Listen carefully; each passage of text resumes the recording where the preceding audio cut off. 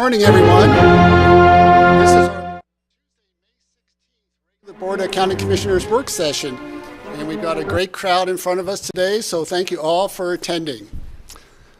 I want to sort of set the stage here a little bit, talk a little bit about our programs. You know, we're really fortunate here in Pitkin County to have two voter-approved funded programs, the Open Space and Trails program and the Healthy Rivers and Streams program. And I believe as we travel around the state that we are really the envy of all other counties and municipalities. Although some counties have Open Space and Trails programs, we are the only county, the only municipality, the only jurisdiction that has Healthy Rivers and Streams program that was legislated, funded, approved back in 2008. Which is great, isn't it? It's a wonderful opportunity. And each of these programs have unique mission statements. So today, our purpose is to begin a discussion to see how a policy can be drafted that will address and meet the goals of each of these programs, as well as our obligations to the public. I want to make it really very clear today that we are not talking about any specific request or application before us. It's a much broader discussion to look at overall policies. It also should be noted that over the last 10 years, Open Space and Trails has acquired and or placed conservation easements on close to 6,000 acres of agricultural lands. The expenditures have come up to $71 million, with $56.5 million from Pitkin County. It's a sizable investment that we've made in protecting and enhancing our agricultural lands throughout Pitkin County and into Eagle County as well, and Garfield actually. So when Open Space and Trails comes before us with a proposal to either acquire ag land or place a conservation easement on ag land, the first question that comes up from the board is, how are the water rights and how secure are they? And that question provides the format for our discussion today. So the format that we're going to have today is, I'm going to run this like a normal work session agenda item, where we have we'll have a staff presentation, and then we'll have questions or comments from the board. In addition to our staff presentation, we're also going to include, we've got two guests coming here today, Kevin Ryan, who's the Assistant State Water Engineer, along with Alan Martellero, who is our local Division 5 Water Engineer. So they're going to be included as part of our staff presentation. The board will then have the opportunity to ask them any questions and make comments. What's going to be a little different with this work session is I'm going to allow public comment. And we'll address and we'll hear those public comments, but it's not going to be a question and answer period. It's not going to be a discussion between us and the public. It's not going to be a debate. We're going to listen to your comments. We're going to record them, and we're going to use those comments for our next step in this process, when we're going to provide all this information that's being recorded today to a joint meeting between the Open Space and Trails board members and the Healthy Rivers and Stream board members, and some of them are in attendance today. Their charge will be to come up with some guiding principles that will address the needs of both of the programs. From that, those principles will be presented back to staff, who will begin to work on a draft policy statement. We'll have additional public open meetings from there, taking additional public comments as we work through and refine a draft policy. It's going to be a long process, but as Bill Fales said at the last Open Space and Trails board meeting that I attended, was he'd rather have it go slow and be right. And that's our intent. So that's the format. That's the goal for today. And with that, I'll turn this over to our County Attorney, John Ely. Thanks, George. So to reiterate a little bit, the purpose of today's meeting Must be a thing. So to reiterate a little bit, the purpose of today's meeting is to receive public comment. It's the hope that the public comment will sufficiently inform the Board of County Commissioners to allow them to articulate a county policy, a policy that will unify goals between different programs, particularly the Healthy Rivers and Streams program and the Open Space and Trails program. The purpose, as George mentioned, is not to discuss any particular property or conservation easement that the county owns or actively manages, but to have a more global discussion that then would allow staff and advisory boards and the BOCC themselves to use it as a point of articulated principle to employ in evaluating requests or evaluating opportunities for acquisition of water rights or real property assets. The discussion that this would represent, or this does represent, has never happened before in the county. We've never had a discussion such as this to try to unify what often is seen as a competing interest. And that competing interest is, of course, the preservation of agricultural land, irrigated acreage, and agricultural productivity, as well as trying to preserve and enhance stream flow and stream ecology and riparian health and habitat. The reason for it, I think, is well-founded. Not to throw stones at our friends at the city, but not too long ago, the discussion that they had concerning the Castle Creek Energy Center got derailed, in my opinion, because it became a sort of an all-or-nothing affair between two competing interests. Do we move in the direction of creating renewable energy, hydropower, electric generation, or do we move in the direction of preserving what stream flow we have in the affected streams that would supply the water to turn that turbine? The discussion never really ripened into the public's ability to balance those interests. It became an all-or-nothing affair that quickly got away from the city in that regard. So by having this discussion, we try to get the publics to weigh in on what those considerations should be and how that balance should be affected between our desires as a community to maintain agriculture in a meaningful way and to maintain stream health.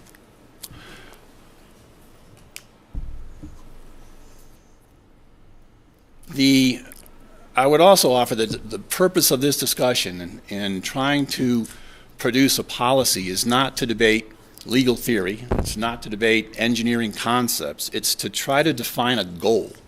The goal then is implemented by the Board of County Commissioners through their direction to staff or consultants that staff might rely upon and utilize. We need to know where we're going before we start getting too lost in the weeds of how to get there. For example, in the competing interests between ag and stream health, the polar opposites could be, do we dry up all the county's real estate and try to attribute that water, those pertinent water rights, to stream health and stream flow?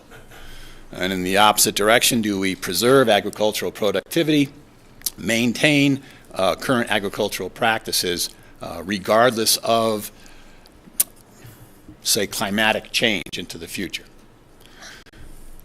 Obviously, those two extremes, I wouldn't think, would represent the answer any more than utilizing stream flow in the city of Aspen for either stream health or hydropower generation. It's going to be, the resolution is somewhere in the gray area. It reflects that balance. How then do we manage our resources in a dry year when our water resource is particularly pinched, particularly in the future? As with climate change, the volume of water that we can rely upon becomes less certain. I would offer that there are a few givens that should be recognized. Number one, we're never going to have the level of agricultural activity in the valley that we had historically. It's never going to happen. There's been too much growth. There's been too much utilization of real property for other purposes. It's just not going to be there. The only thing we can hope to accomplish with agricultural preservation is to preserve what we've got. And the realistic recognition should be that we're not going to preserve all of it. Number two, we're never going to have native flows in our rivers. Never. It's simply not going to happen. We are in streams that are affected by many and different demands that have many different population centers that are dependent upon the water resource. And quite frankly, if we had native flows in our river, we'd be flooding people out from Oklahoma Flats to Southside. We are dependent upon the way rivers are administered to have us exist the way we do, to enjoy our quality of life and to preserve our economic activity. As a third point, I'd remind everybody, and I know everybody knows this, cold, simply because it's in the Colorado Constitution. Everyone, every natural person, every legal entity has the right to take water out of a natural stream and put it anywhere they want to, as long as they're doing it for a beneficial use. That is fundamental. That's never going to change. And then I guess I'd offer as a last given is that we simply cannot make more water. We can dance and we can pray and we can throw silver iodide into the atmosphere, but we're just not going to generate more water other than what the natural environment provides us with. What we're really talking about is reallocation of a limited resource, potentially changing its use or its sequence or its timing of utilization. In the past, although we haven't had this type of a discussion, the county has had policy positions articulated. I think, at least for me, the earliest expression is found in the county's land use regulations. The county's land use regulations require preservation of irrigated land in connection with development. It establishes for the most part, a relatively low density of development within the county that is remarkably different from other areas in the valley and on the west slope. That is a policy articulation. Even though it is not described as such, it is simply something that has been adopted within the law of the county and it has to be adhered to. Additionally, when the Open Space and Trails program was adopted in 1990 and continues to today, in fact, its most recent articulation of purpose calls for, in part, the preservation of historic agriculture and ranching properties. And that statement was approved by the electorate. So it carries a little bit more weight than the legislated terms of the Land Use Code. In 2008, when the Healthy Rivers and Streams program was adopted by the electorate, one of the purposes and goals of that program was to improve the quantity of water in our streams, to augment minimum stream flows to ensure ecological health and wildlife and riparian habitat. So that's why this type of discussion is important, to try to come up with a policy that ties all this together, such that we can use that policy to know how to manage the assets we have and how to expend our financial resources in the future, what to look for to acquire, what not to acquire. And with that, I'll turn it back over to you, George. And all right, thanks, John. Any questions for John at this point? No? Okay, so then as a second part of our presentation, I'll invite Kevin Ryan up, who is Kevin is the Assistant State Water Engineer. And if you can grab a seat, and we've asked Kevin up here to make a short presentation, and then again, the board will have an opportunity to ask any questions as well. The red light is on the microphone. Okay, and I'd like to share my notes with you if I could hand these out. Sure.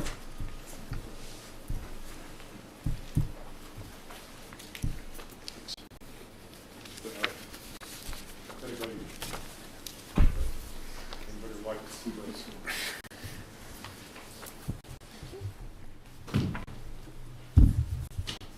thank you very much for the invitation. And what I've done is put together some notes. It's a little difficult at times knowing that you're going to be speaking to people that are already very knowledgeable about water and water rights. And I think you all have demonstrated that. But I think my role as Deputy State Engineer at the State Engineer's Office would be to share some of these comments as a baseline when it comes to water administration and the way the law treats certain actions that we're talking about today. So if you can give me a few minutes to do that, and then I'll be happy to answer any questions. And again, as you mentioned, Alan Martellero, the Division Engineer from Glenwood Springs for Division 5 is here, and if it's appropriate, if you have certain questions, I would ask him to come up and help me with that. What I really wanted to address is this question that I understand is before us today, and that is the question of bypassing water, reaching the balance that I believe that we heard you talk about between preservation of agriculture and preservation of the stream, and how we achieve that balance. So if you look at what I've got in front of you, what we're talking about on that second slide on page 1 is the intentional bypass of water by the owner of a direct flow water right. The objective is to enhance the stream flows or to leave more water in the stream. I've given you a footnote there that, as I think you all know, that water that's left in the stream from that bypass does not enjoy any special senior priority. It becomes again available for appropriation according to priority. So that's in front of us. Do you mind if we put this on the overhead? Absolutely.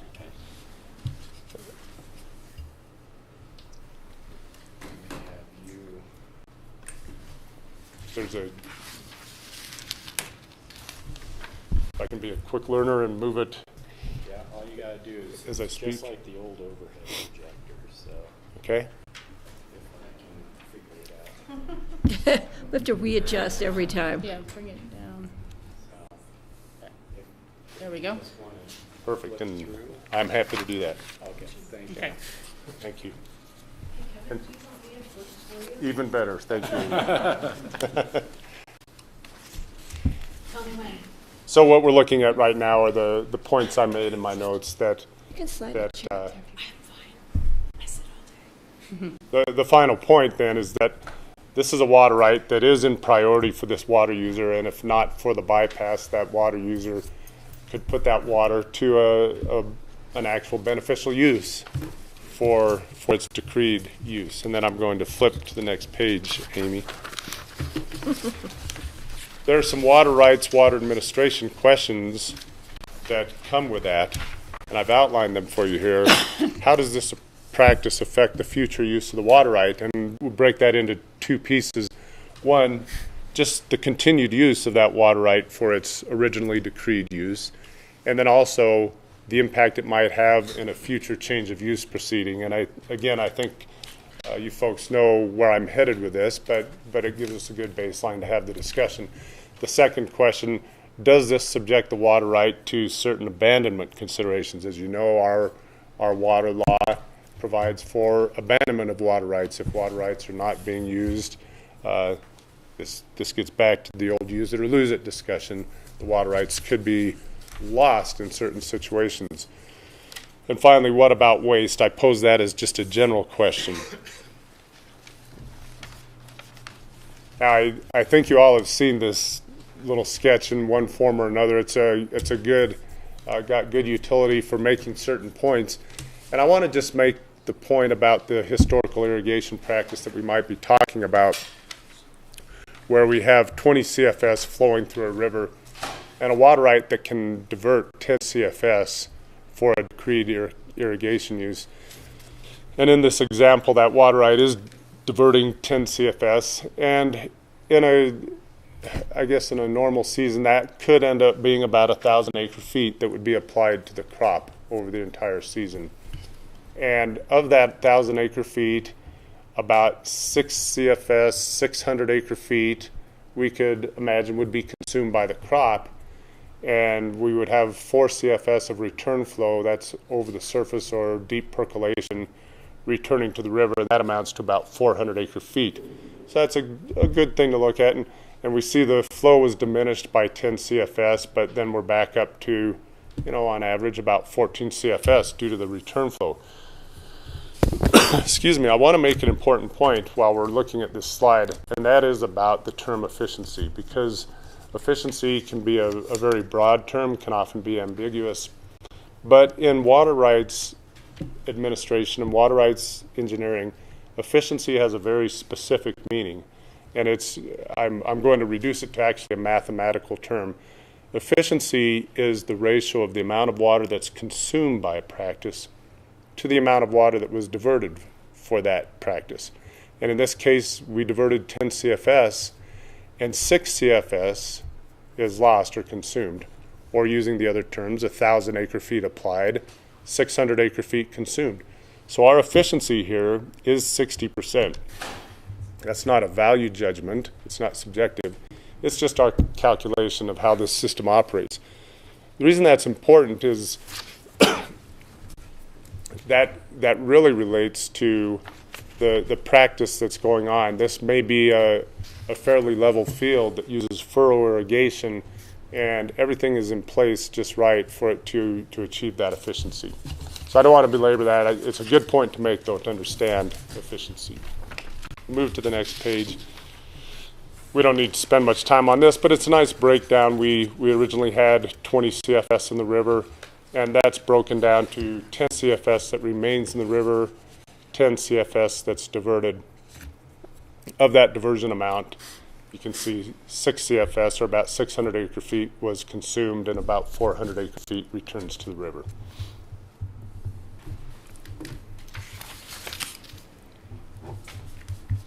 So, just keeping with our sketch, we bypass 2 CFS. That's our objective that we would be talking about.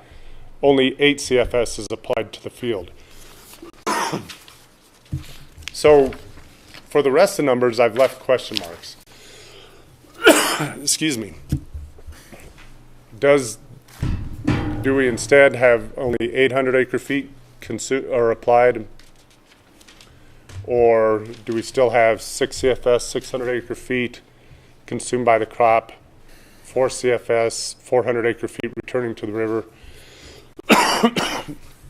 Pardon me, I am recovering from a little bit of a cough and a cold here.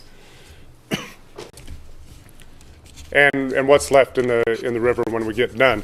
If we turn to the next page, Amy, I put those questions before us. The diversion is 2 CFS less. So what happened? Is the irrigated acreage the same, or is it less? Is the crop type the same, or did we switch to a different crop? What about the irrigation practice? Did we change from furrow? Oh, thank you so much. Give you some water. Some water. I should have planned for that. Is the irrigation practice the same? Did we move from flood irrigation to sprinkler? What about the season of irrigation? Was that truncated, or maybe the second cutting was foregone? That we don't quite know what happened here, or what might be the plan, at least for my discussion of administration. But all those would impact those question marks I showed on that previous drawing. How much did more get consumed? Did less get consumed? Return flows increase or decrease? So let's go back to our water rights questions. How does this practice affect the future use of the water right as I described them before? Okay, Amy. And I will finish up here real quick. I just want to touch on each of those 4 questions. As far as the continued use of the right for irrigation, and this is very important, absent a change of use or abandonment, which we did not do here, the division engineer does not limit future diversions based on a pattern of past use. So that 8 CFS, that does not give the division engineer the impetus or prompt him or her to come back and say, you are now ratcheted back to 8 CFS. The 10 CFS is still the water right. And I don't think I made that point in my original drawing. That was premised on a 10 CFS water right. What about in a future change of use? I think you all are all pretty familiar with Senate Bill 19 from 2013 that Senator Shorts put forward and really saw through. In a future change of use, this practice that we just talked about does not impact the quantification, and that's just specific direction from our current statutes. So we don't have that as a concern. Now, as far as abandonment, as I alluded to earlier, applying this practice for a limited duration does not subject the water right to a question of abandonment. Clearly, there was no intent to abandon. The person intentionally took part in a practice to leave water in the stream. They certainly didn't state any intent to abandon it. However, I do need to make the point, and by the way, let me just digress real quickly. The Colorado Water Institute worked with many water users over the last couple years to develop a use it or lose it document. And one of the points we make in there as we address a lot of these issues is that even in a case like this, a continued long-term practice where only that 8 CFS is diverted, let's say over many, many years, that then does become the use of the water right. So there's a potential for partial abandonment there. And lastly,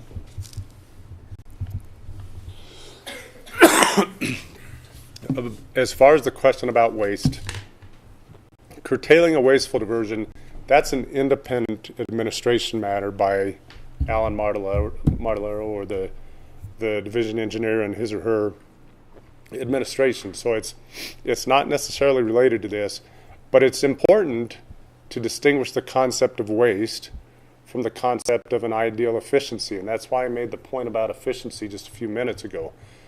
There may be situations where we can minimize tailwater or reduce tailwater or ponding on a field or deep percolation or runoff from a field simply by reducing the diversion amount at the head gate.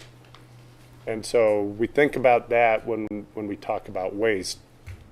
However, things like installing check dams, lining or piping a ditch, changing the irrigation method, increasing labor, increasing energy costs, all toward becoming more efficient, that does not necessarily point toward waste.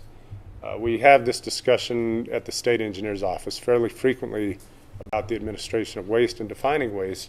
And as you look at the case law and the statutory law, you see the word reasonable or reasonably appear fairly frequently. And the point is that if the irrigator is exercising a reasonable practice and taking steps under their irrigation practice to minimize these things, then we look at it as not a wasteful diversion that needs curtailment. And so that discussion gets more subjective and difficult from there. But hopefully I've made the point and just laid the background for that. And that's what I really wanted to give you today, and open to any questions you have. Thanks, Kevin. Questions? Steve? Let's see, I don't know if I'll do all these questions, but I'll start on one anyhow. Will the Division of Water Resources ever recalculate water rights based on a total annual consumptive use instead of the rate of flow of water diversion? So our water rights say we have so many CFS we can use. We turn in our water diversion records, and then it's all converted into how many acre feet we consumed in the year. So that's again that qualified no. I'll say no in a qualified way, because and if you noticed on the one slide I said absent abandonment or a change of use. So if there is that long-term pattern, and the statutes tell us 10 years, but maybe it's going to be longer than that before we would see that pattern of non-use of all or part of the water right. They are subjected to abandonment consideration. So if you want to consider that a recalculation in the context of your question, yes. Similarly, in a change of use application to the water court, where the water right, where someone seeks to change the water right to something other than irrigation, the law, the statutory and case law, provides for an analysis of how the water was used over time. So a reduction in use could technically be considered in that. But again, because of Senate Bill 19, if there was an intentional conservation effort that resulted in that reduction of use, then that year would not be counted in that calculation. And similarly, and I'll be careful not to get into the statutory law too far, but another law passed, Senate Bill 183, just a couple years ago, that says not all years need to be included in that calculation. So if there's a basis for saying that those years were not representative of the water rights use, then they can also be excluded. Hopefully that got to your question. Okay. Would the division ever curtail the length of the irrigating season based on water diversion records? So if someone does shorten their irrigating season for whatever reason, maybe there's more rainfall, and this happens all the time. You have a real rainy spring, we don't turn our ditches on until we really need it, because it's slowing down the growth of the hay if you put cold water on something that already has plenty of water. So would you ever change the water right to say, you used to use the water from May through October, now you're only using it from June through September, and that's the only months you can divert? Right. So back to my general statement, based on a practice of past use, that no, we would not limit the diversions based on that, and so that would be both quantitatively and in terms of duration. Okay.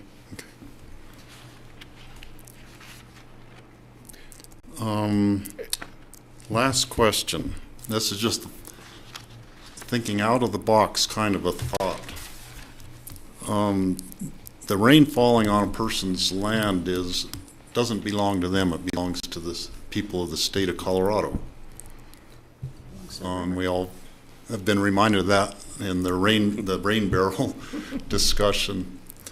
So if you could measure the amount of rain falling on your land, could that be counted as putting water to beneficial use and perhaps count towards your total water consumption from your water right? Two answers to that question. The general answer, the water falling on your land, to the extent that it's consumed and put to beneficial use, we would regard that as incidental, not an intentional harvesting of rainwater. However, going back again to the engineering process, when there's a future consumptive use analysis, of course, all sources of water that are available to that crop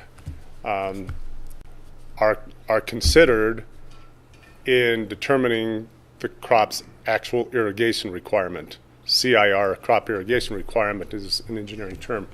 So that will be a consideration that would perhaps demonstrate that the consumptive use of the crop in terms of the ditch right was maybe less than the entire demand of the crop. I hope I didn't go in a difficult circle there. But so it's mathematically potentially going to be considered someday, but we, again, in general administration, see that as incidental. Yeah, the reason I asked that, there have been times when we've shut our ditches down on our ranch because it's raining so much that it's really a waste of water from the stream to keep irrigating. It doesn't need it. Leave the water in the stream and let it run towards Lake Powell makes more sense to me. But then our diversion record records that we didn't divert as much water that year. And so it could potentially harm our water right and sometime down the road. Sure. And to reinforce a couple of points that, or I guess one primary point, the future administration of that water right for its same use does not suffer from having diverted less that 1 year. But in a change of use case, and again, the case law is about ensuring that other water rights aren't injured during a change case, and the Supreme Court has told us the way you do that is by ascertaining the impact the use of that water right had on the river over a representative period of time. So, true to that direction, if the water right diverted less for many of those years, that would be calculated just to arrive at that answer. How did that water rights use impact the river? And it impacted it less during those times when it was raining. Okay. Well, thanks very much. Sure. Greg? Just a quick one on your definitions of time, long-term and representative period of time. Is there any way, I guess they're kept ambiguous for a reason, but that would probably help to understand, is long-term is 10 years? Is that's kind of the, what can you tell us about that to help us determine what the reasonable amount of time would be if we would undertake something we're discussing here? And that 10-year period, that was my reference in abandonment, correct? For abandonment, right, sorry. Right. And so the reason I was careful or maybe just a little vague in a difficult way is that the statute does allude to a 10-year period. That is the statutory standard for demonstrating, at least a first showing that there may be an intent to abandon. So that's what would flag that for the division engineer. 10 years of partial or full non-use. Right. Now, the reason I did not want to just tie us down to 10 years, especially in what we're talking about today, it seems relatively straightforward to show there was not an intent to abandon. This may go on for a longer period of years than 10 years, and certainly the water user could show no intent to abandon. But then the reason I added, eventually, I'm going to say 20 years, even though I don't want to be tied down to that, eventually at a time, the division engineer is going to say, well, that is your new practice. So it looks like you maybe do not intend to go back to your previous, in this case, 10 CFS practice from the 8 CFS. So, but in general, I'm just saying potentially subject to abandonment considerations finally after a period of time. Got it. Thanks. Other questions, Rachel? Thank you. Thank you very much for being here today, Kevin. Really appreciate that. I do have a number of questions. First, going back maybe to your first slide and the footnote, the increased flow is subject to appropriation by other water right holders and does not enjoy its senior priority. Therefore, it cannot be protected from legal diversions as it flows through the reach of interest.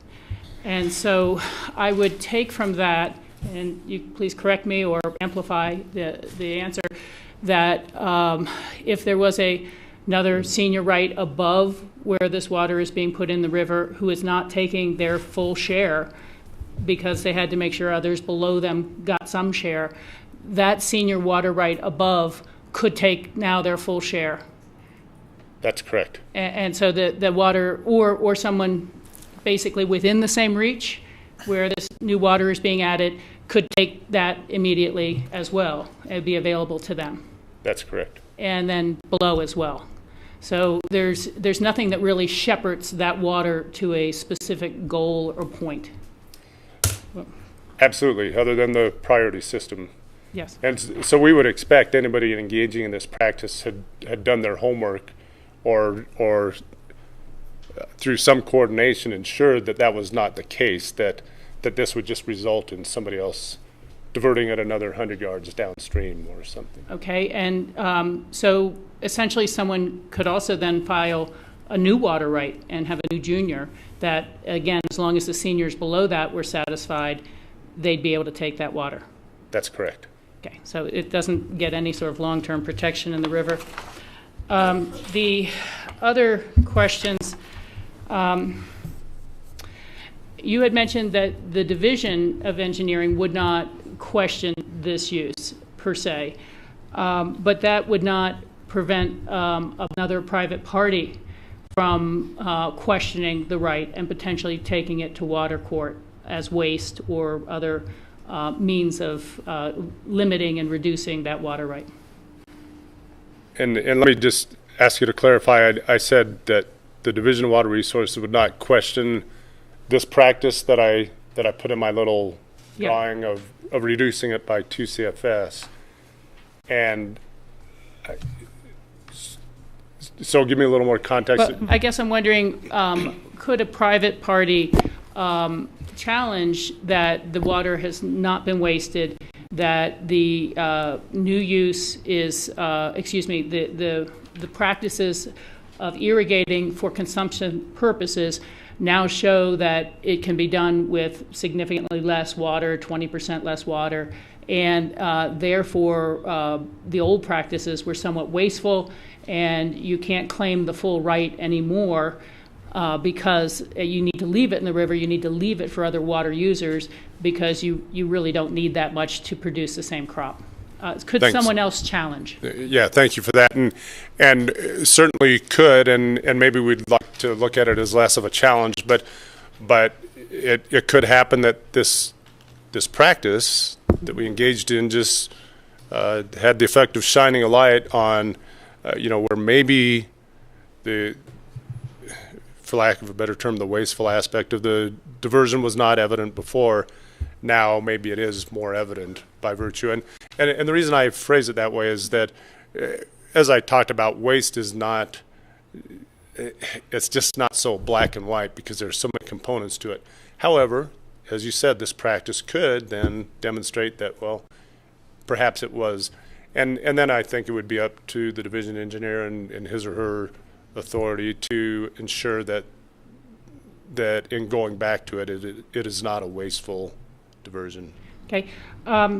Has the Division of Engineers determinations on various water administration issues been challenged by other individuals or water agencies and taken to water court? Do you mean specifically on this question? No, but just in general. Do you guys end up in water court a lot defending your determinations? I would say not a lot, but it is, it happens that people would file a complaint, what we'd call file a complaint with the water court on our administration practice. And have you ever had any of your administration practices overturned by water court? I'm sure we have. So I was just kind of wondering, for the public's consumption, something that's a little bit in the forefront of my mind is the BP settlement case with assessors on taxation of oil and gas infrastructure. And while every assessor in every county thought that they had clear direction about how to tax those items, when it went to the state Supreme Court, that decision was reversed, and the state of Colorado ended up refunding, I think, over $120 million to BP. Because the past practices were found to not stand legal scrutiny. Thank you. Let me see. And the third, back to Senate Bill 13019, a wonderful piece of work, something I think I testified on and you did and others, Sure. To try to advance water conservation and stream health. When someone is moving into this conservation mode, trying to leave more water in the river, and I'm sorry if I'm mixing the terms efficiency and conservation, but would that arrangement need to be protected via an acceptance or a contract with the Colorado Water Conservation Board? As I understand it, they're the only ones who can hold in-stream water rights for minimum stream flow. Or would they be fully protected with a contract with a third party or a nonprofit? If I understand your question, the engaging in the practice, that is, of bypassing the flow, and with the Division of Water Resources understanding what's going on and allowing that. So at that level, then I think just that understanding is important. if there's going to be some coordination among water users on the river, maybe to not Take it right away? take it right away, or maybe to not divert it upstream, then I think I would leave that to some of the other parties that might be able to speak publicly today, how they affect that through some legal process, whether it's a contract or an agreement. I guess I'll say, with due regard for the importance of our administration, we would just stand back.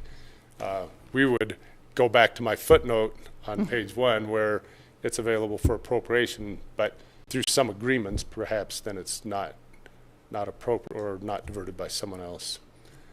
I think there was another part to your question. Well, again, with the CWCB being the only one, as I know, legally able to hold minimum stream flow rights, Right. and these would be waters to either satisfy minimum stream flow or enhance the stream beyond that, would such an arrangement be more securely protected with the blessings of the CWCB or the acceptance of that versus a separate activity? Sure.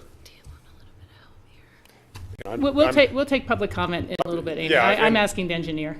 And I'll you. be happy. I'm fine with that, and I think that some of those parties might talk about their objectives. But certainly, if the next step were taken and the CWCB were to agree to take that as an in-stream flow right through their program and actually file with Water Court to get a new junior in-stream flow right, then that would enjoy some protection from future diversions. And so that makes it more secure. But I'm not sure what we're talking about here, that there's any contemplation of getting an in-stream flow right. So No. Well, we're talking about all county properties, so we could be considering that sort of avenue for protection and for leaving water in the stream. I'm just kind of coming back to that existing water right holders who are not yet receiving their full duty of water could pull this from the stream, and there could be a new junior filed almost immediately, and it could pull water from the stream as long as other water right holders are satisfied. But if it was through the CWCB, it would be able to be protected for the in-stream purpose as opposed to being available to other diverters. yes, protected at least for the day forward filings of water rights. Exactly. Thank you very much. Thanks, Rachel. Patty, any questions? I'm good, thanks. So we're going to open this up for public comment. We have about an hour for that. I'm just curious, how many people are going to wish to make a public comment? If you just raise your hand so I get an idea of the numbers here. 1, 2, 3, 4.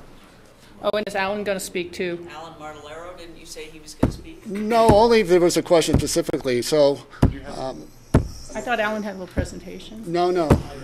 No, he doesn't, Rachel. Let's hold that as public comment because we're going to run out of time. I want to make sure everyone has an opportunity. So how many hands are there again? 1, 2, 3, 4, 5, 6, about a half a dozen. We've received letters from some people. They're going to be part of the record.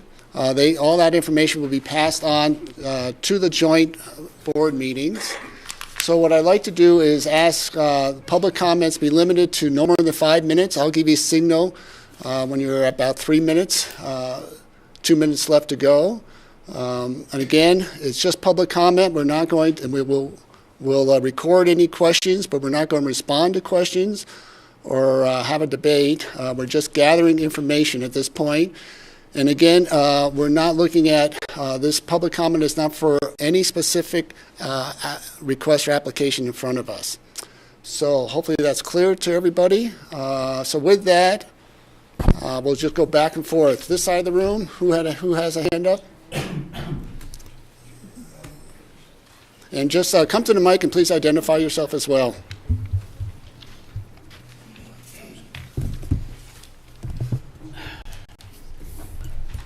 My name is John Currier. I'm the chief engineer with the Colorado River Water Conservation District. I'm going to keep my comments very, very brief because I think the discussion has been well framed by John, kind of setting what the sideboards are, all or nothing, and what's in between.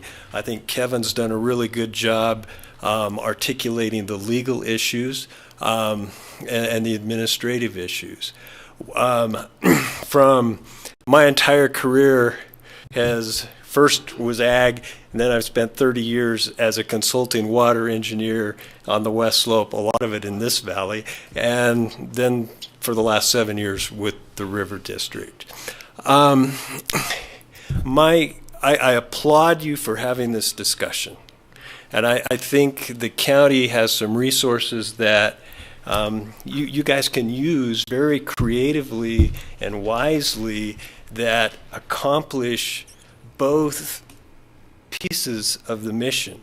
I think that every case is individual. They need to be looked at on a case-by-case basis, but I think there's some principles that can apply.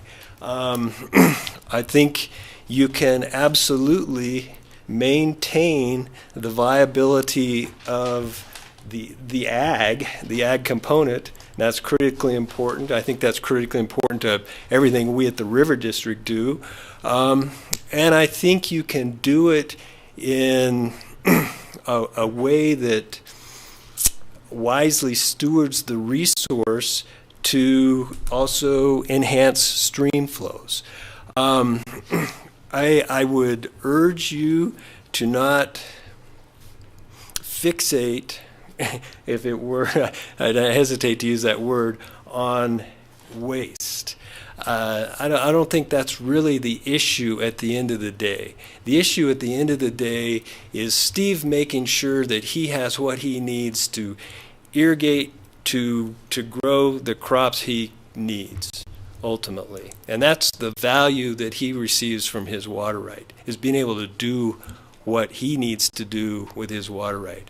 And I would submit that that's the value that the county has as well in maintaining green open space in perpetuity, which is hugely important. But that does not mean that, hey, there are creative ways to maximize the use of the resource for both ag use, green open space use, in-stream flow use. I think to Rachel's good questions, I think there are many creative ways to shepherd water through the through reaches, and to protect that. And certainly I think Amy can address that through some of the things that the Water Trust is doing. We at the River District basically shepherd tens of thousands of acre feet of water per year to the Grand Valley and to the 15-mile reach for endangered fish recovery programs and protect that from diversion by others. It's some in concert with the CWCB, sometimes outside the realm of the CWCB. So I think there's just a lot of creative things that can be done. I honestly think in stewardship of the resource, there are a lot of creative win-win alternatives. I think you guys are in a really unique position to do some things that could be, really instructive for other entities in the state, other counties in the state. With that. Thank you. Thank you. Thanks a lot. Let's go to this side of the room. Anybody from this side of the room?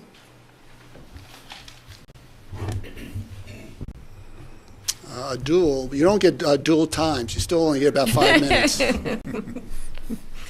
Thank you very much for having this discussion today. We're really excited to hear the information that you received, the setting of the stage by your attorney. and also the really great questions. As you know, we provided a letter to you as well. Would you please identify yourself for the public? Oh, I'm sorry. Thank you. My name is Amy Bedi, and I'm the Executive Director of the Colorado Water Trust. Zach Smith, staff attorney with the Water Trust. Hello again. So thank you very much for having us. We're super excited. I wanted to start by setting the stage because I think there are certain assumptions that flow from this important work that you all are doing in trying to create a policy that is going to help you figure out how to get your arms around protecting your agricultural lands in this valley, and also figuring out how to reconcile protecting agricultural lands with this desire to restore flows to streams. So we just wanted to start kind of by sharing some of the things that we think we have in common, and also some of the things that we think inform your policy making, and then we do have some recommendations for your policy. I think we start by wanting to emphasize that all of us are really interested in putting more water back in rivers. And so there are a ton of different tools that will give us the opportunity to do that. And there are so many exciting opportunities and so many creative tools to do that. The folks at the Colorado Water Trust, we spend all day, every day, understanding those tools and trying to figure out how to do them. And so we would very much love to be in partnership with the county as the county figures out how to put more water back in its rivers. With keeping that in mind, we also think collaborative projects are wonderful. Collaborative projects are the sort of the new sexy in the state of Colorado. The water plan says we should be finding projects that benefit agriculture, that benefit rivers, that benefit industry, that benefit municipalities. Projects that actually create multiple beneficial uses are the way to go. So water sharing ideas fall really squarely within what the state really wants to see.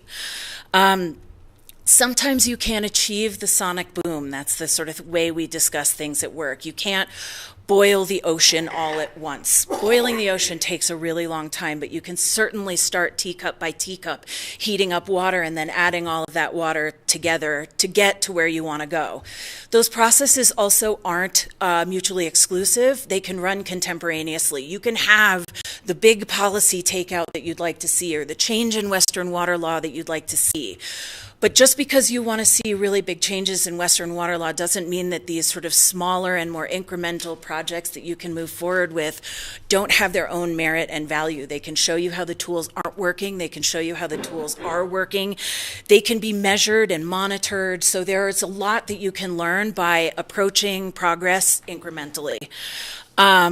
So there's also kind of an array of tools that are available, and the continuum that we want to share today is the sort of carrot and stick, the sort of incentivize and regulate.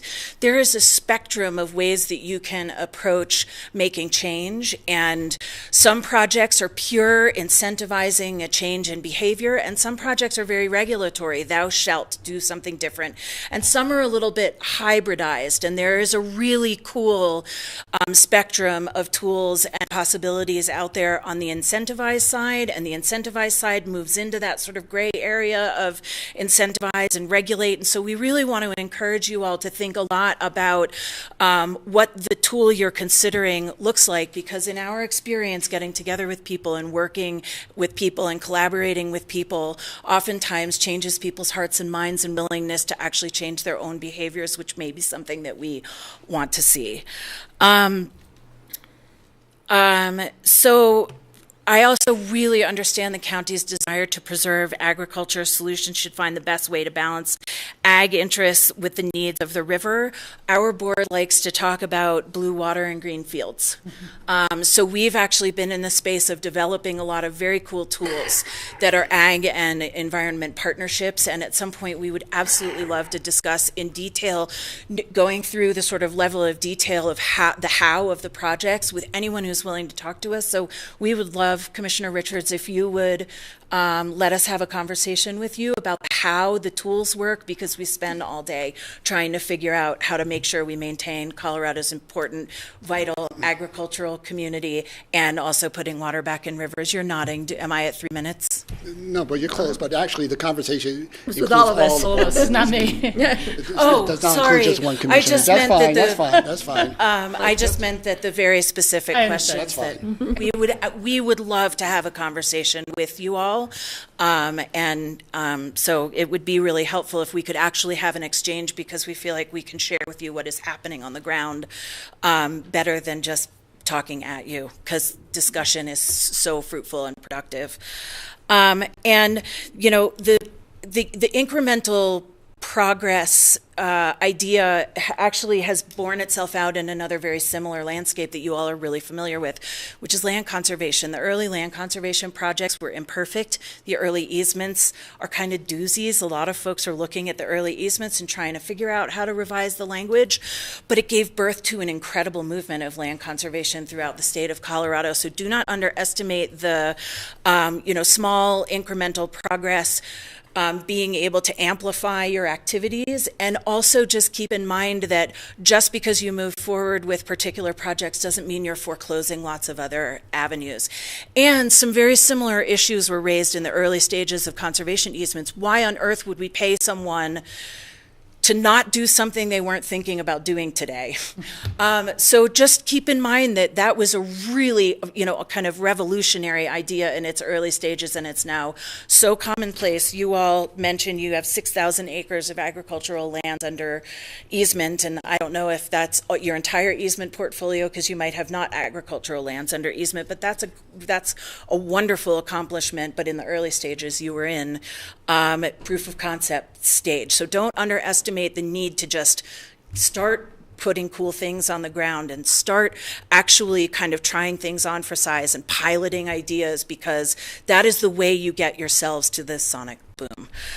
So with all of that in mind, kind of assuming that that's shared values and things that we can all kind of agree are informing this conversation, we do have some recommendations for a policy these recommendations, I think, marry together the what I heard called the tension between the open space program and the Healthy Rivers and Streams program. The first is that if you guys consider today's tools, legal framework, and administrative practices, we want to really encourage you to move forward with the existing landscape that we have. You can like I said earlier, want to change the policies, but there are tools that are good that are out there right now that can move the conversation forward.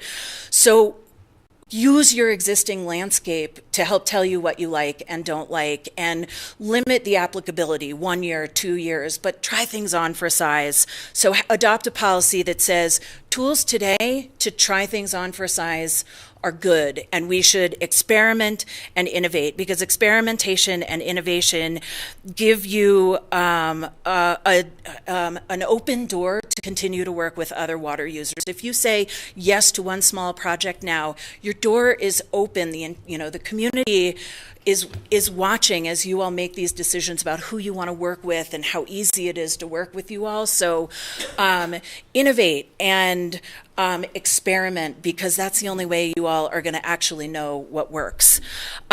Keep in mind as you're developing this policy that sometimes working with folks is about changing hearts and minds, and that the individual project itself may not be perfect.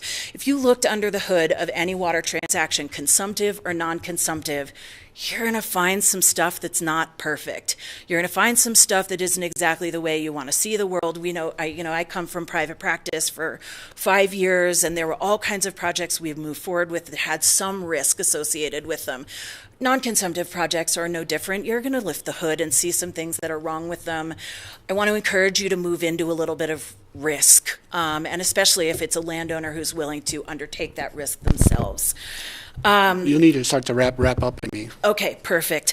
The other thing that I just wanted to share is that in terms of your easements, we do want to encourage you as you're adopting this policy to remember that you all negotiated the terms of those easements with your underlying landowners, and the four corners of that document certainly need to rule the day. So whatever policy you adopt, we hope that there will be a provision in there that says, oh yeah, and by the way, our easements have provisions in them that help us understand what the world can and can't look like, and that actually making sure that you're protecting the conservation values rules the day and the four corners of that document.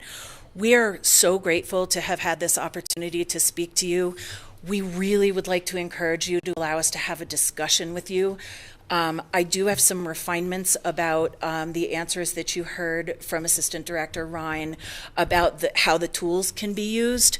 There are protections against abandonment, and there are a few other very weedy responses I want to share with you, but I know I'm out of time. Out of time, but you're welcome to send us to us in a written format, email it written, and we'll look at that. But That would be wonderful. Great. Well, thank you very much. Yes, and thank you very much for undertaking drafting this policy, and if we can be of help, please do let us know. Great, thank you. Okay, this side of the room. Everybody wasn't shy to begin with. Yeah. Come on up. Hey, I'm April Long. I'm the Stormwater Manager for the City of Aspen and the Clean River Program Manager for the City of Aspen. I agree with everything that these guys just said, and so I'm happy to follow them up. And I think I'm going to give you some information about a project that the City of Aspen has undertaken to give you some specifics that might help guide the policy that you're considering. So we have used one of our senior water rights, the Wheeler Ditch water right, which is an 1880s water right, for 10 CFS, and it comes off of the river just below the Salvation Ditch. And that stretch of the river, as you guys are probably well aware, is one of the most threatened stretches of the entire Roaring Fork River, in that it is impaired for its health, but part of that impairment is probably due to the lack of flow in that river. And so we use that water right with an agreement with the Colorado Water Trust and with the Colorado River Water Conservation District and a conservation agreement to benefit flows in the river. So like I was saying, we have a right for 10 CFS when the river dips below 32 CFS, which is the in-stream flow right for that section of the river. We begin to decrease the flows that we are diverting and allow those flows to remain in the river. So if it goes down to 30 CFS in the river, we decrease our flows by 2 CFS to bring that river back up to the in-stream flow right there to protect the environmental needs of the river. And so we agree to do that down to 1 CFS so that we maintain 1 CFS at all times within the Wheeler Ditch. I believe we can enter into this agreement 5 out of 10 years. And like Assistant Director Rain was talking about, I believe those years where we go into this agreement are not counted in our accounting for our water right. They just are removed. Let's see. The Colorado Water Trust, because of this agreement, we kind of did an exploration like Amy was talking about. We did this with them in a couple of years, and I believe in 2011 and 2012, to try it out and see what we thought of it. And then we felt that we were safe in entering into this agreement with them. And also there was a Senate bill that allowed the River District to protect that in a water conservation agreement. And so in 2013 is when we entered into this agreement with them. It's a 10-year agreement. They help us monitor the flows and make predictions and forecasts so that we can determine which years we might enter into these agreements. So we're looking ahead of time to see what we expect the flows to be like in the river and whether we're going to need to enter into the agreement with them. And I just, I think that this is a really important step for you to take. I'm really proud of the county for looking at a water policy like this. As you know, we're in a joint project to improve the health of the Roaring Fork River. That's moving along really well. And I would just, I think that we agree on the importance of river health. That's the reason that we've entered into this kind of agreement. We also see the city as having the ability to set examples and to take risks that other communities might not be able to take. And I think that Pitkin County sees themselves in the same way, which is why you're kind of looking into making water policy like this. So like the others, I encourage you to collaborate and explore. I appreciate the concerns, but I think that as the communities that we represent, I would like to see us not put on the brakes when we have concerns, but let that inspire us to spin forward and to work through those concerns in ways that other communities might not be able to. So Thank you for letting me speak with you guys today. Thanks, April. Thanks. Let's see, over on this side of the aisle.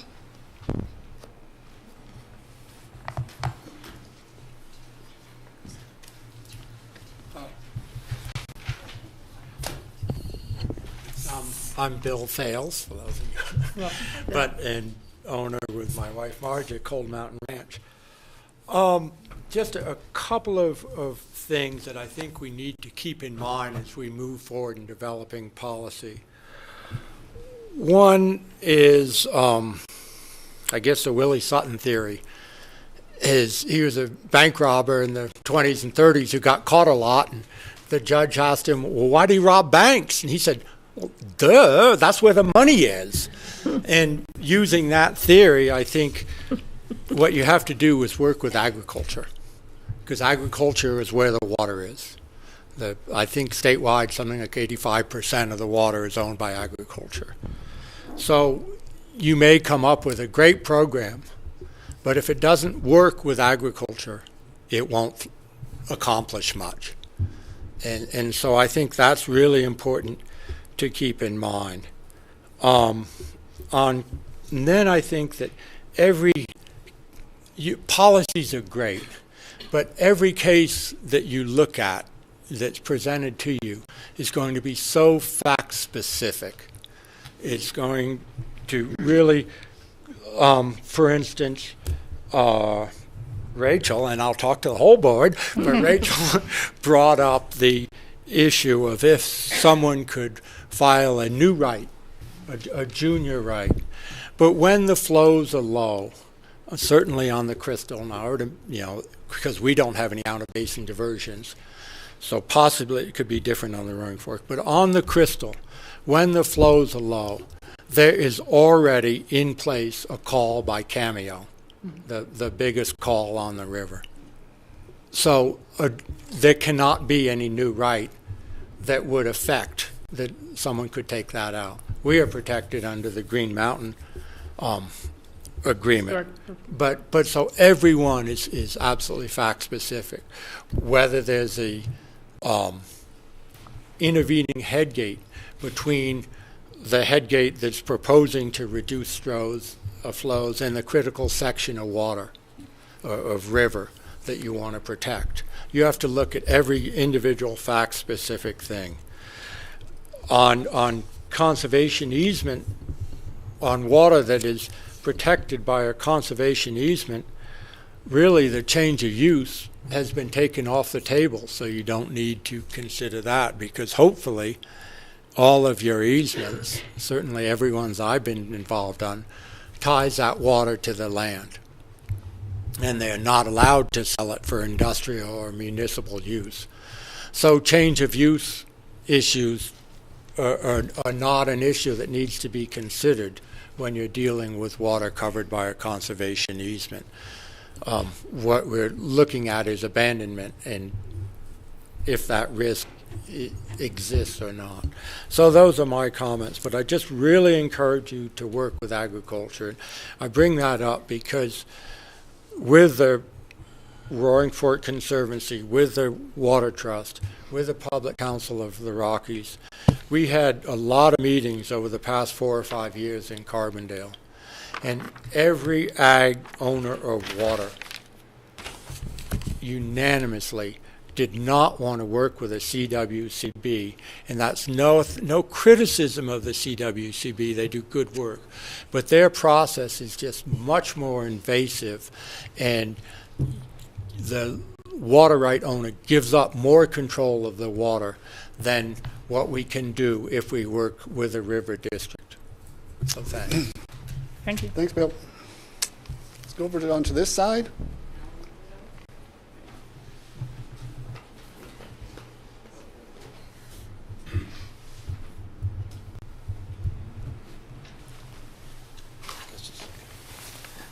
Good morning. Alan Martellaro, Division of Water Resources Division Engineer. I was just going to talk a little bit about waste. I don't think I need the 5 minutes. So, the statutes certainly say that no one's supposed to divert water, any more water than they need for a beneficial purpose. They're supposed to leave it in the stream if they can't put it to beneficial use. So, I mean, we start with that point. I'm sure you're all aware of that part of the law. But we have systems that have developed over, some of them are 120 years old and older.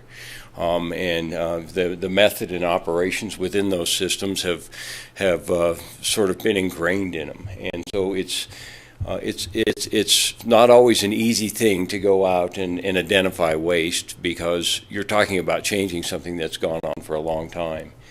And so it's been my philosophy not to go in with a really big stick, just to ease into it and to meet with the water users and look at their system and try and find out why they do what they do. If there appears to be excessive flows at the tail of the ditch, why is it there? Is it always there? And so it takes a little time. It doesn't happen overnight, and we spend a fair amount of time with some of our water users when there's a location identified that appears to be causing waste. And there's often operational reasons for what's going on. We have systems that have been developed for ag irrigation, and a lot of them have other uses on them. They've converted to development or golf courses or things like that, and the demands for those uses are different than the traditional ag irrigation. We often have hobby farmers and folks that just don't want to irrigate during the day, and that creates some problems for us, and it's difficult to go curtail a ditch for 8 hours a day and then turn it back on. You have to, the ditch itself has storage in it. So I'm just trying to point out there's a lot of reasons that we need to look at before we say someone is wasting water. We have met with a number of users over the years, and many of them are willing to look at what they're doing and curtail themselves, reduce their diversions when they don't need water. Steve pointed out that he'll turn his ditch off when it's raining, and that's not uncommon. I mean, who needs extra water to deal with? If you have a period of time when you don't need to divert, you put it back in the river, and that's where it belongs if you don't need it. We have other users that, on the opposite end of the spectrum, that are no doubt going to divert what their decree is, whether they need the water or not, and those are the ones that we're trying to ferret out and work with. And I guess I'd just like to end with, normally our water users work pretty well with us, and we could work through some of these problems without taking the heavy hand, but we have, there's no doubt we have tagged head gates, reduced the flow in the ditch, and we've even had to lock some head gates. So we have dealt with waste, but we don't, we may not be taking the approach that puts water in the river today. When someone says, hey, there's some waste there, we take our time and try and work with the water users. And I guess that's all I had. Thanks, Alan. Thanks, Alan. Back over on this side. Okay, opening up. Anybody else?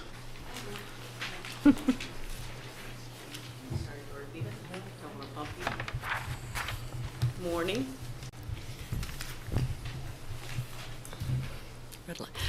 My name is Chelsea Brundage. I am a water consultant with Public Council of the Rockies, and I have been working for a long time in the water space to find projects where we can move the needle, if you will, to try to innovate a little bit in the Western water space, which is not by definition a very creative space, and find ways to balance uses between agriculture, municipal users, energy, and the needs of the environment. And in the last 5 years in Pitkin County, I've been working on projects that look at those opportunities between agriculture and keeping agriculture whole, and also helping put water back in rivers. And I just wanted to start by joining John Currier from the River District and thanking the county and appreciating the step you are taking to choose to ask questions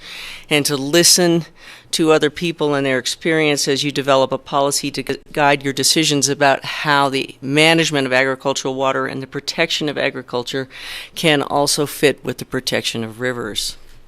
I would reassure you, at least from the best of my knowledge, which is pretty good, not perfect, but pretty good that you are in good company. The state of Colorado is looking for the same kinds of opportunities where we can balance the use of water in consumptive uses and address the non-consumptive needs that rivers have. And Amy Bedi of the Water Trust spoke to that and some of the projects that are going on in the state and the tools that have been developed to do that.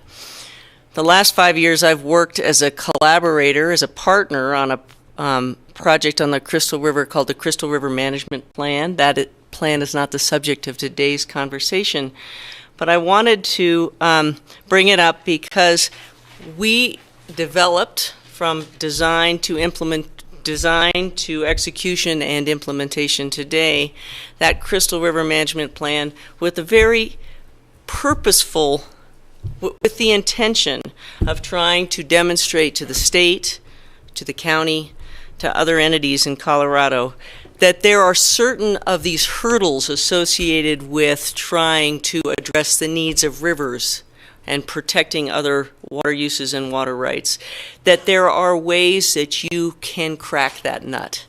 And so very particularly, we developed a way to characterize how a watershed works, down to the nitty-gritty. I need to tell you, down to the very nitty-gritty, to figure out what the river needs were, in this case, in the Crystal River. We demonstrated that you can engage irrigators and water users in an understanding of how the river works and in a conversation about their willingness, their interest, and their values to manage water in a way that protects the river, and you have to engage the agricultural water users.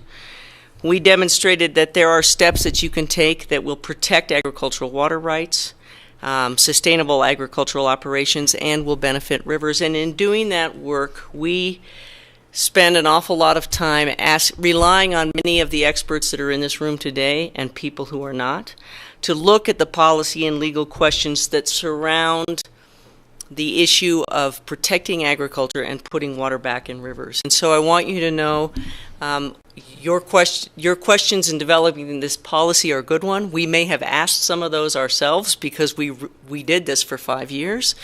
We, as partners in the Crystal River Project, would be very helpful to be a resource to you or to share with you who we relied on to give us answers to some of these questions. So it's work we're all doing together.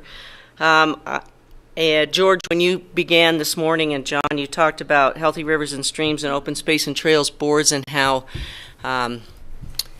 innovative it is on the part of the county to have those 2 citizen advisory boards to the county, and that those boards were going to work together to provide some recommendations to the county commissioners with respect to this policy. So I would ask that as Healthy Rivers and Streams and Open Space and Trails do begin this work, first of all, that you take us up on our offer to share what we learned. I'd also recommend that where there are questions around how easements on agricultural land govern the use of water and land and the opportunities for putting water back in the river. I think Bill Fales made some great comments about that, and I think it's important for the county to do its homework to understand that. Another issue that has come up in the conversation that relates to Cold Mountain Ranch and your decision to look at the larger policy issues, of course, is the question of compensation, whether there should be compensation to irrigators who reduce their use of water. And I would urge you to certainly expect that you should be able to show that there's an increase in efficiency of some kind, management changes that result in water being put in the river. I would discourage, or I would urge you to be careful about projects where, as has happened through grants from Healthy Rivers and Streams Board in the past, the county pays to help make a ditch more efficient by lining it, and it thereby enables the ditch owner to actually divert more water than they were before, not less, but with no requirement that water be left in the river. So in that case, I would think that that is compensation that might have worked in the opposite direction than you would want a policy that you're developing to go.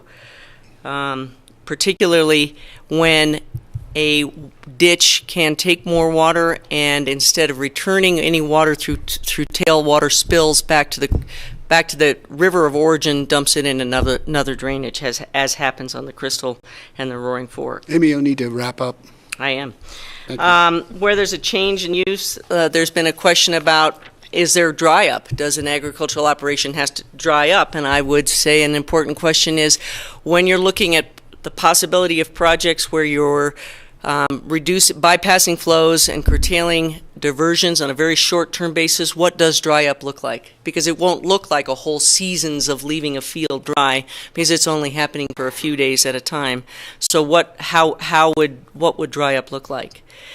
And in conclusion, I'd like to say this: Pitkin County and your boards, where do you want to be in this space about innovative management around water resources? Invite the experts who can help you answer questions and try some things. As long as your assets are protected, try some short-term experiments. Get in that space with a few little projects and see what can happen, and don't let the perfect be the enemy of the good. There are a lot of experts in this valley, including Ken Ransford, who wrote a very good letter to the editor yesterday about important law and policy changes that should happen in the state of Colorado. And while those are very good ideas, they take time. They may take lots of time. And in the short term, I think there's a role that this county can play, and we will all be really proud to be a part of it. So paddle forward. Thank you. Thanks, Chelsea. Other public comments?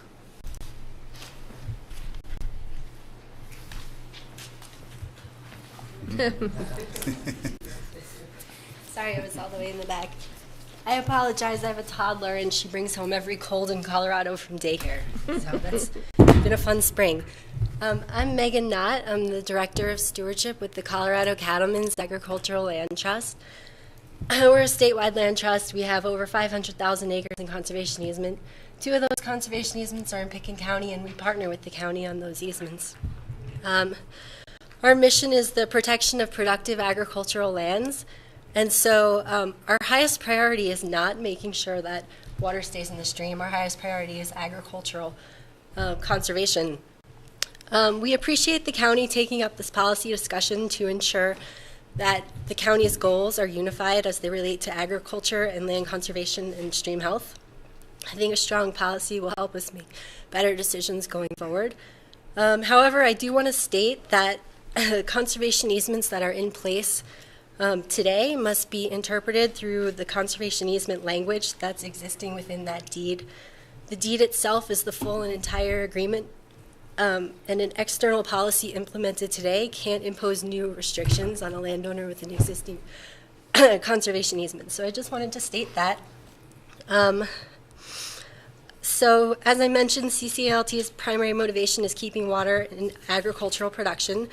Our current conservation easement model language states that grantor may lease or temporarily separate water from the property, or separate from the property such portion of the irrigation water rights which grantor demonstrates to grantee and grantee determines in its sole discretion will not substantially diminish or impair the present or future agricultural production or the conservation values of the property, and provided said irrigation water must be returned to the property. So CCALT sees that as a very high standard to meet the criteria of both upholding ag productivity and the conservation values. Despite that being a really high standard, we do believe that there are certain instances when this can be achieved, and we've found partnerships with the Colorado Water Trust before in the past to make that work. So ag productivity and stream health can go hand in hand. So provided it can be done consistent with the terms of the easement, CCALT supports the Colorado Water Trust's effort to enhance stream flows and to provide landowners with additional sources of revenue. As a conservation partner of the county, CCALT hopes for additional opportunities to provide comments as this policy is developed. And I just want to thank you for the opportunity for us to be here. Thank you. Thank you. Thanks. I think there was a lady right before you who was going to jump in. And then we'll get to you, Bill.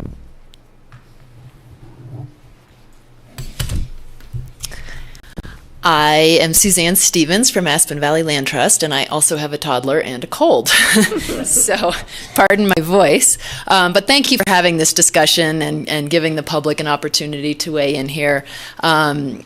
As you know, Aspen Valley Land Trust is very active in land conservation in this valley, and we have been for about the last 15 years now, including language in all of our conservation easements adopted from the Colorado Water Trust, with the intention that that may allow for in-stream flow and non-diversion agreements in the future. We haven't had any takers so far, but clearly there's a need for it, and there needs to be a pioneer to do that. It's a challenging situation. Obviously, the goal is to protect agricultural land and protect those water rights above all else.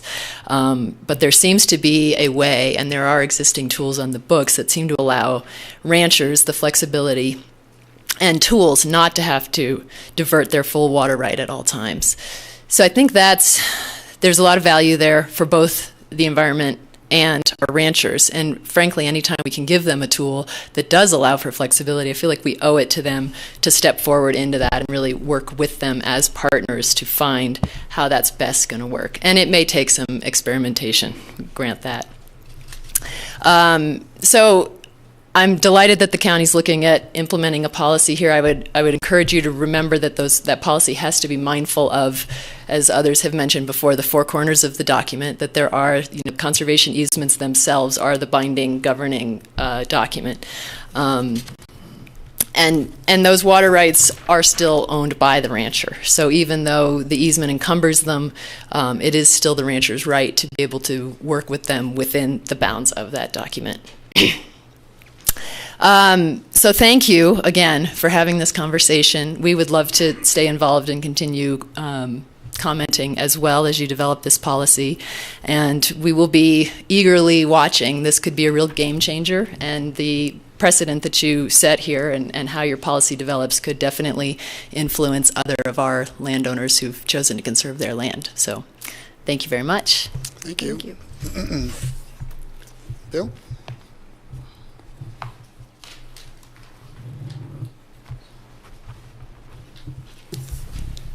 I'm Bill Yocums. I live in Redstone. As you started this meeting, George, you said that no specific proposal would be discussed. And but yet I see quite a bit of discussion about the Cold Mountain Ranch proposal. So I assume there's a change here in what we're talking about. Not really. So, but just. But may I address it since others have? Absolutely. Okay. I haven't heard anything specifically on Cold Mountain. I've heard some broad statements and some broad concerns and some broad recommendations. Well, don't you think though? But that's what I've heard. So. Okay. So we are not talking specifically about the Cold Mountain Ranch application. I would like to. No, we're not. So it's a broad discussion. And you can bring in your comments at a later time, but this is not the venue for that. All right. Next, anybody else wishing to make a public comment? Yes.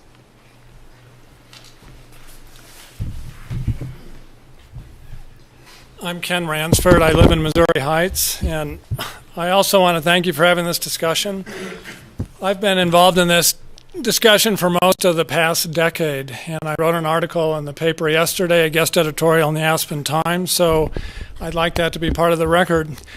My real concern here is that we keep our eye on the ball and that we don't provide incentives for ranchers to divert more than they need. That is, I think, a very common practice on the West Slope right now, that people divert way much more water than they need. In Grand Junction, they divert 760,000 acre-feet to irrigate 70,000 acres, about a third of which are subdivisions these days. That's 11 acre-feet per acre, and they only need about 2 acre-feet per acre to grow the crop. So that's an example of where they're diverting 5 times more than they need, and they're doing that to prove up their water right. In this valley, we divert 91 acre-feet out of the Robinson Ditch, which is near my house in Elgeville, and they irrigate very little land still. The Carbondale Ditch diverts 6,000 acre-feet to irrigate 13 acres. So my point is that the practice right now, despite what we've heard, is to divert as much as you possibly can to prove up your water right.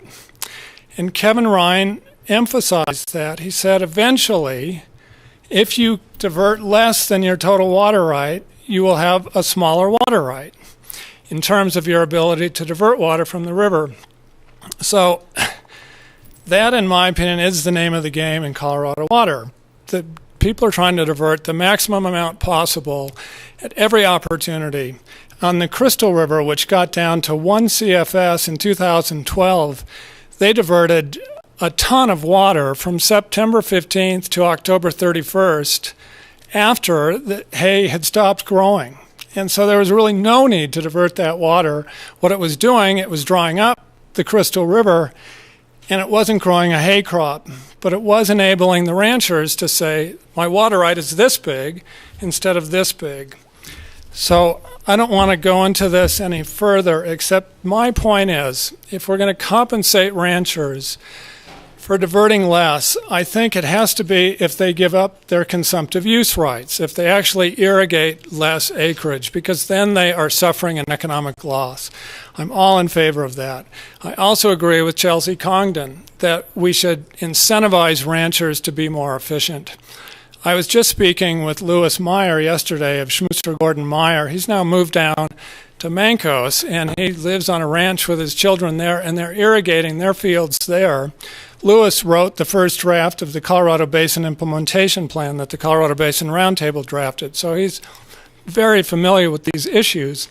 Lewis said that he can't believe how wasteful gated pipe is. That's that white pipe you see stretched along a field that has holes in it that water comes out of it. He also said that nearly 85% of irrigators down in Montezuma County now use sprinklers because of EQIP grants from the NRCS. So there is money available to make irrigation more efficient.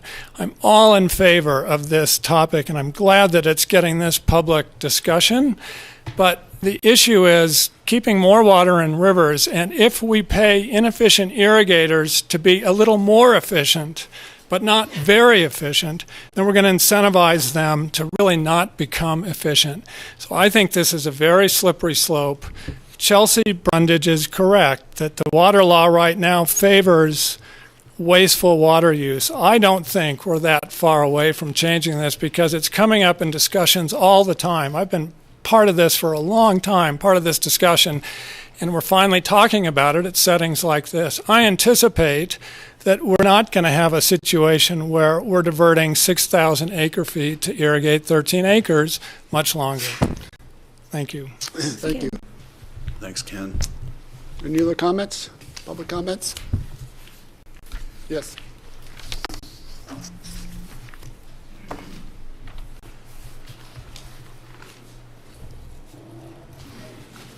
Thank you, George, and everybody. I'm Tim McFlynn, and I want to say 2 words. Thank you. Thank you for starting this conversation in this room with these people today.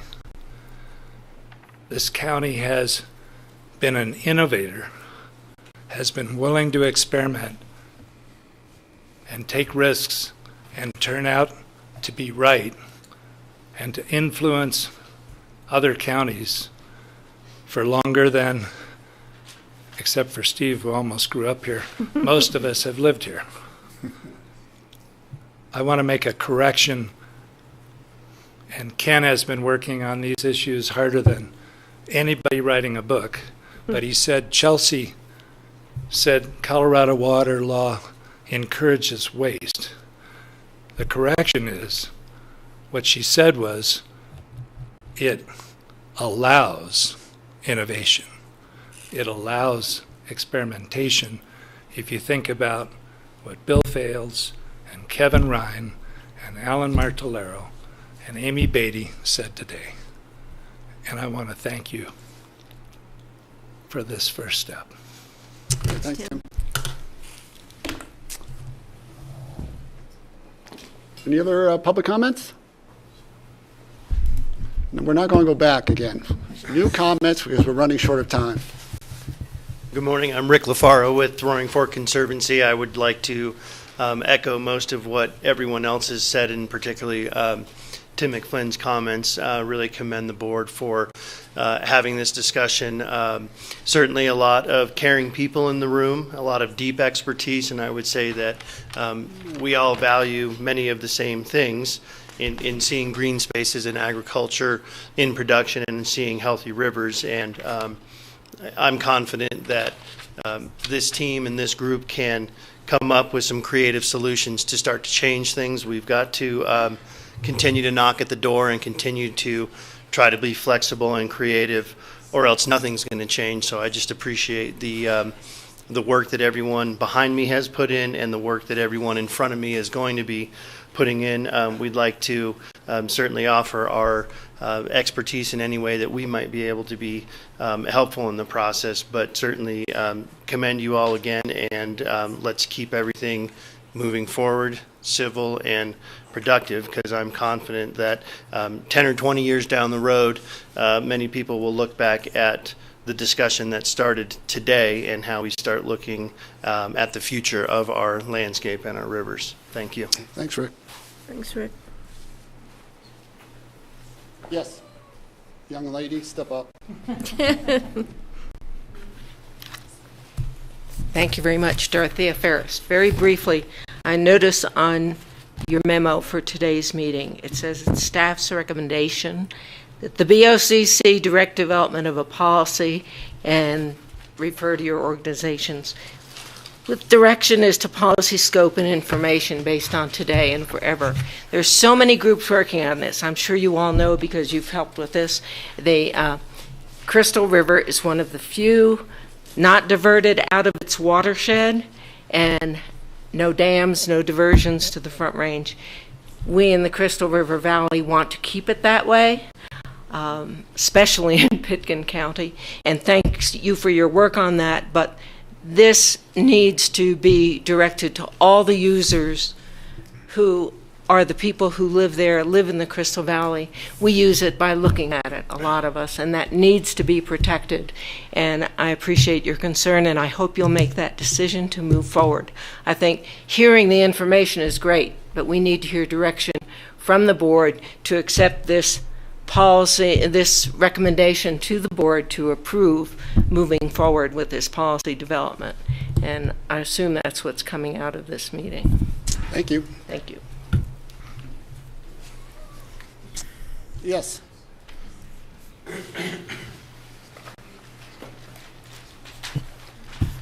Well, thank you for having this. I'm Marge Perry, Cold Mountain Ranch on the Crystal.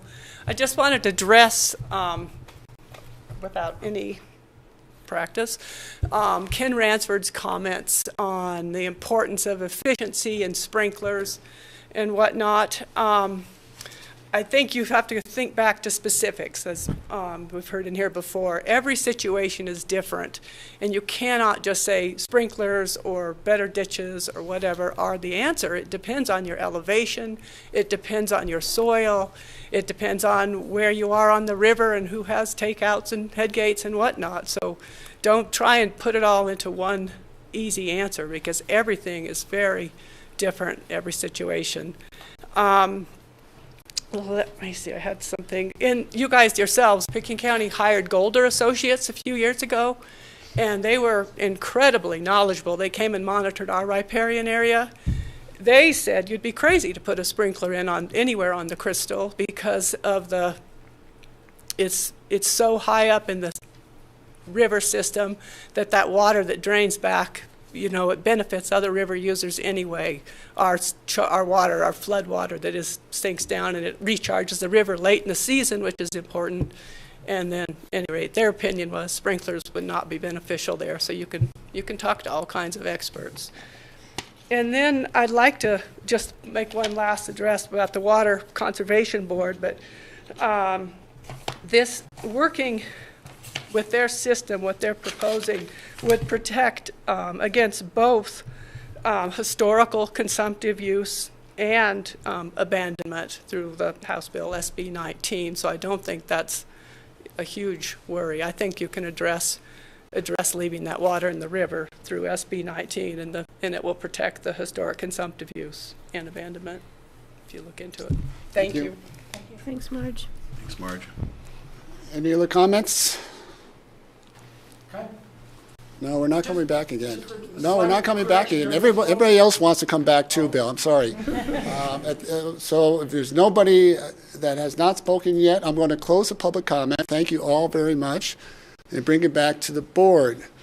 As Dorothea said, and she's probably done this more than once, I have this on my notes as well.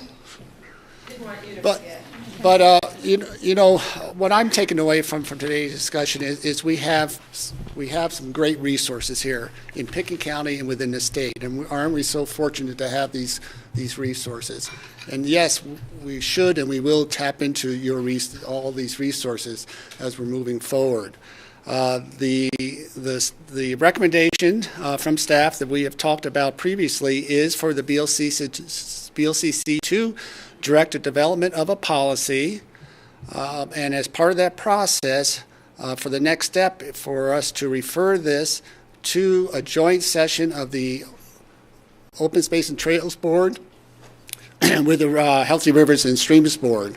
And I'm assuming that we'll have staff there present as well to help facilitate that discussion and be utilized as a resource. We're hoping that from that meeting, it may take more than one meeting, it may take several, that out of that will come some guiding principles, nothing that's going to disallow creativity or innovation, to be able to have staff start to develop a draft policy. That draft policy will probably go through several renditions with public input, utilizing all of your valuable expertise. So that's the question before the board. Do we want to move forward with this direction, and then we can talk about the mechanics at some other point in terms of how we would orchestrate these meetings and help our boards to move forward. Patty. Yeah, I definitely think we need to move forward in creating a policy, and I think, George, you kind of laid out the manner in which we need to very slowly take this on to make sure we get all the input gathered. I really appreciate the comments from today. I've made lots of notes, things like where we're going and how do we get there. Me personally, I think it's of greatest importance that this policy needs to protect. It needs to secure, maintain, and protect all of Pickens County's water rights. And we also need to very carefully follow the guiding statements within the four corners of our conservation easement documents. So we have some things we really need to do as a Board of Commissioners, and I think it's our responsibility, fiduciary and otherwise, to maintain and secure the investments that Pickens County has put into conservation easements that definitely have water rights involved with them. It's a very slippery slope. We know there's lots of legal entanglements out there. Pickens County has never been afraid of being on the leading edge. But I think in this case, we need to be very careful that we don't get kicked in the teeth with water law coming back and biting us. So we need to really, really be careful in moving this policy discussion forward. And that's the direction I think we need to go. Thank you. Greg, you had a hand up? Sure. I think I'd echo what Patty said regarding protecting the easements themselves and respecting that. What I took from all of this, and I appreciate everybody's comments, this is very informative and very exciting that we're all embarking on this together. And I want to thank all those who've worked for so many years on this before it came to us on this board. The question I have, which is, how can we establish a policy to do these things? One, reward the ag user for efficiency and conservation, making sure that we're rewarding them for conservation efficiency, using the efficiency in that way. How do we preserve the water right for the owner ag user for keeping it green. Preserve stream flow or replace stream flow that has been depleted is the third. And then finally, can we also create a policy that works toward creating a water right for the stream through these innovative things we've seen before, like RISIDs or others? Can this policy include a direction to work in those ways? And I'm not sure quite how RISIDs can be applied, but it's something that should be part of our policy, is to look for things like that. And finally, as we're doing this, we do want to reach out to other users and all the other interested parties, consultants involved in this. And so I'm hoping Open Space and Healthy Rivers will be doing that. And then taking action, whether if we can we file a RISID? This is probably getting too specific, but could we put a RISID somewhere in the lower Crystal right before the Roaring Fork? Can we put a wave in there?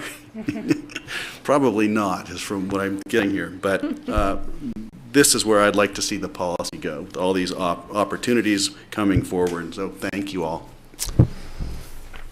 Steve? Oh, thank you. A couple of issues having to do with conservation easements and the water that is used on the property and the water that flows in the streams going through the property. And in my case on Capitol Creek Ranch, the creek runs through there for 3 miles. So, preserving that pretty much a natural flowing stream on the part going through there is very important. That's as important as the value of the land to me. The flowing water is part of the conservation value of the conservation easement. Other places it's not as maybe obvious, but most ranches have some stream going through them. I'd be curious on the CCALT land. They've preserved about 500,000 acres in Colorado, and a lot of that is kind of dry land kind of country where they don't have as much water as we do in the mountains. But I'd be curious what in other parts of the state people have done, and that could be part of our study on the comparison between the water and the land use on conservation easements. Also, I think an important point in terms of land with a conservation easement on it, where the water right is tied to the land, the consumptive use of the water, the historic consumptive use, is, I don't think, not as critical of an issue in that instance, because the water can't be sold. A lot of the times in the buy and dry situations over in the Platte River and the Arkansas River, the only part of the water right that the farmer is allowed to sell is their historic consumptive use. It's not their entire water right, what they're allowed to divert, because those are two different numbers. In the case of our land here with a conservation easement on it, the water can't be sold to someone else. So I think part of our study should be looking at what are the implications of looking at historic consumptive use. What other things is that number used for in terms of determining the preservation of a water right? And I'd like to thank everyone here in the audience for coming. This group is like a who's who in water in the Roaring Fork Valley and across much of Colorado also. So I appreciate the effort everybody made to come here and participate in this today. And I hope most of you can come and participate in the future discussions too. Thank you. Rachel? Yeah. Well, I can only echo the rest of the board's comments in terms of thank yous for everyone who's being here today, and certainly support the staff recommendation to move this forward, and that should there be additional resources needed by the either board to facilitate those conversations or inform those conversations and move it along, not in a hurried manner, but not under-resourced so that it takes too long either. So absolutely down with all that. I have to sit here and think, in a way, what a pleasant problem to have, that our community is dealing with the lands we've preserved and the water flows, and we have resources dedicated to both, and we're now trying to find a successful way of braiding those two goals together. So I think that this is good. And, we all know we're entering a changing time in Colorado and Colorado water issues. The tremendous growth in the state is a big change. It used to be in the past, 15, 20 years ago, a diligence filing was almost a rubber stamp. And now they're being looked at very, very carefully. Every drop is being counted much more carefully than ever before. And so water use is under a microscope. And I am one who, I think the entire board is open to innovative solutions. And it's imperative that we try these, but at the same time, we have an obligation of protecting the taxpayer investment. And so whether it's an easement or land that we've bought outright, there's been a significant amount of money expended in both of those areas. And to protect, as has been said, through the contract itself, the four corners of the contract, and the intent and the goal of the voters in approving those dollars is very, very important to me. I recall listening to Justice Hobbs speak at a Farm Bureau discussion about water. It was probably close to a decade ago. And his comment as he wrapped it up was that he was really kind of encouraging conservation and efficiency among the ag users, given the changing circumstances. As they said, we don't want to get to a point where municipal water demands are such that human life and public safety, having water in your fire hydrants becomes so important, and the water is used not efficiently, that we have hay production declared a waste. And so it's not necessarily just are you wasting to grow what you want, but you could see a 30 or 40 years from now or further where Colorado prioritizes domestic and municipal industrial water use over agricultural use for a variety of reasons. And in a way, we're already seeing that with the paying to fallow just to make sure Colorado fulfills its compact compliance laws with the lower basins. And just today, there's a nice summary article that came out on the Colorado Independent website of 3 studies that have just been released. One is the 21st Century Colorado River Hot Drought and Implications for the Future. And they're predicting that we could see as much as a 60% decline in snowpack going forward in the future in the next 50 years. On average, Colorado river flows were nearly 20% lower between 2000 and 2014 compared to the historic norm, and warm weather caused by climate change, not just a lack of precipitation, was the culprit. And so I think we're all facing some very serious challenges. I agree absolutely with everyone who said this is an incredibly important starting point. I just again commend the community for having the foresight, our citizens for having the involvement, and with any luck from above, we'll be able to really come up with a good solution. So thank you. Thank you. So I think, yes, Patty. Really, one quick thing. I don't know, talking to John Peacock or how you want to do this. I would like to make sure that those who are in attendance have a way to be notified of any future meetings so we can keep you involved in this process. So, John, I'm going to be looking at you. You don't have a mic in front of you, but so, George, maybe you have some ideas on how we can do that. Well, we have those who spoke. We have them on record, so we know how to get in touch with them. And anybody else who wants to be kept informed and in touch, why don't you just let the attorney's office know, and they'll take your information, and we'll be able to get that out when these concurrent meetings will happen. I want to make sure that everybody knows what our next steps will be. Thanks. Okay, so with that, it looks like we've got direction to staff. Thank you all very much, and we're going to adjourn for lunch, or to take a break for lunch. Be back at 1 o'clock. Well done, George. 12 o'clock on the nose.